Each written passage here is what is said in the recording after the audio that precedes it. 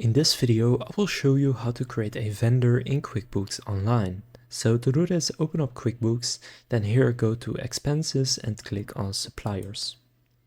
Now from here you will see I currently only have one. To add more, just going to click on New Supplier in the top right. Now from here enter their name and contact details, their address, any notes and attachments you would like to, add additional info such as the business ID number, expense rate, any payment terms, account number, the accounting right here. So where does the expenses of this supplier go to? For example, it could be equipment rental or any of these other ones.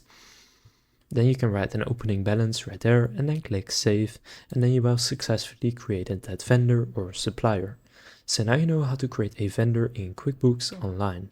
If this video was helpful, please consider leaving a like and subscribing to my channel.